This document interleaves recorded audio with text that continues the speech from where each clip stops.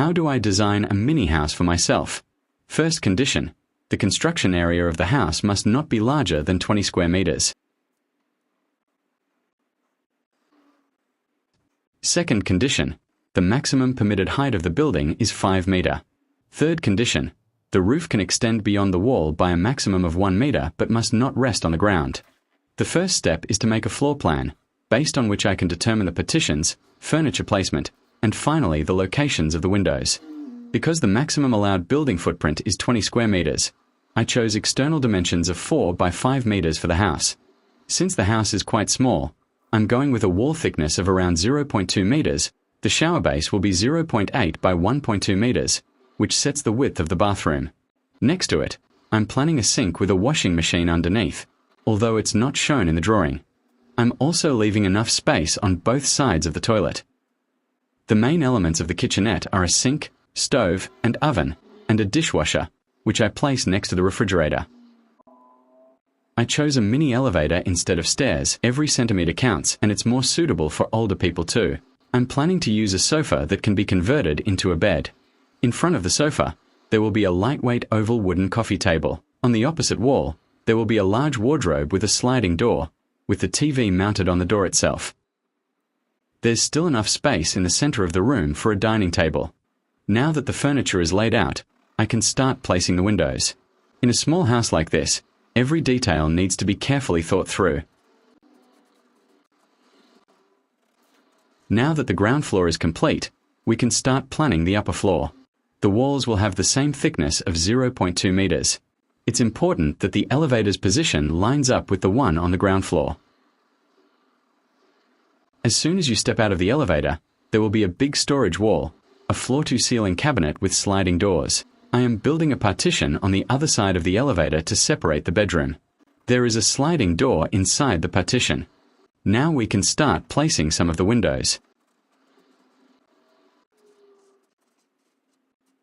In the bedroom, there will be a large bed, 2 by 1.6 meters, with nightstands and lamps on each side for comfort, and there's still plenty of room for a big wardrobe to keep clothes, accessories, and all your other things neatly organized. On the other side of the partition, there's room for a desk and a chair as well. Now that the plan is ready, I'll take a longitudinal section to show another trick for making a small house more comfortable. The maximum height of the building is 5 meters, and if you subtract the floor thickness of 0.15 meters and the roof thickness of 0.25 meters, there is very little space left for the ceilings of the 2 floors.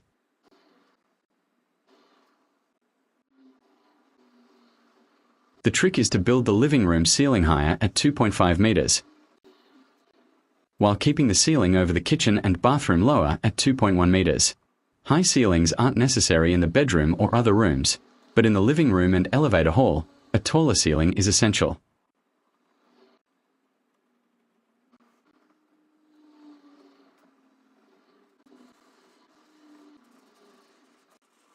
We use the another option. The roof can extend 1 meter beyond the walls, as long as it doesn't touch the ground. We make the roof extend 1 meter beyond the wall and build a balcony under it, supported by beams attached to the wall. The house looks much nicer when the other side mirrors the first side. A symmetrical design makes the building feel balanced and harmonious, giving it a much more appealing overall look.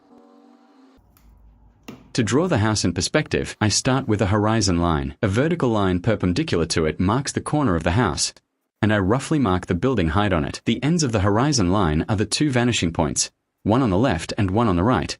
This is called 2-point perspective. I am designing a house with a flat roof, even though most of the surrounding buildings have gable roofs.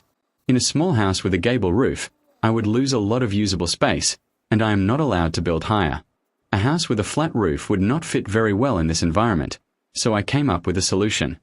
I am adding gable-shaped canopies to both end walls of the house and building a balcony on the south side. To keep the roof and balcony from touching the ground, they are supported by triangular wooden supports attached to the wall. As a reminder, the roof can extend 1 meter beyond the wall if it is not resting on the ground.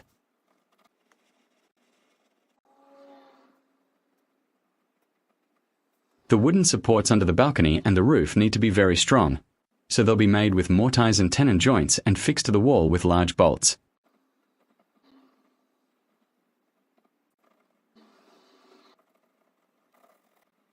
Based on the plan I drew earlier, I now add the windows to the walls. Their positions may vary slightly, since the original plan didn't account for the wall supports. When drawing in perspective, all elements on the left side are drawn toward the left vanishing point, and all elements on the right wall toward the right vanishing point. I'm adding wooden cladding to the house, and each board needs to be drawn toward the vanishing point. Drawing straight lines freehand can be quite difficult and may ruin the drawing, so I recommend beginners use a ruler.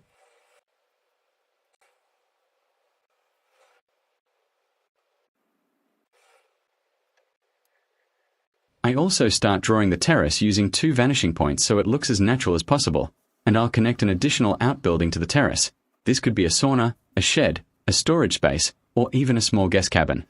Storage is often an issue in tiny houses, but by keeping rarely used items in a separate building, the main living space feels much more open and comfortable. I also draw the small outbuilding using the 2 vanishing points. The small outbuilding will have a simple, natural look, so it feels at home in its surroundings. Under the roof of the small outbuilding, I can add a storage space that's accessed through a hatch from above. A tiny house is a great choice for people who value simplicity, freedom, and thoughtful living. It's perfect for those who don't need a lot of space for comfort, but appreciate smart design and a meaningful environment. It's also a good choice for people who want lower costs and fewer responsibilities. A smaller house usually means lower construction and maintenance costs, lower energy consumption, and an overall simpler lifestyle.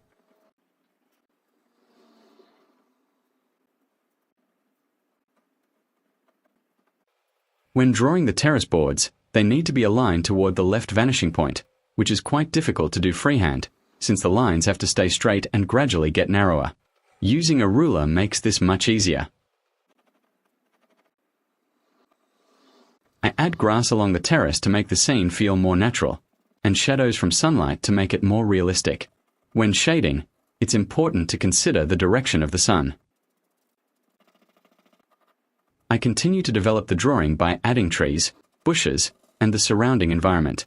The landscape elements help to show how the house fits into its surroundings and give a better idea of scale and space.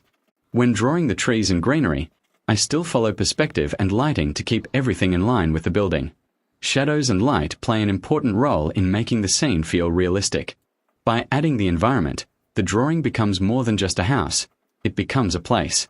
This step also helps to visualize how the surroundings of the building could be planned in real life. Even if you don't own a piece of land yet, it's still worth dreaming and designing it as if it were your ideal place. When you put your ideas on paper, those dreams often start to take shape. Thanks for watching, and don't forget to subscribe.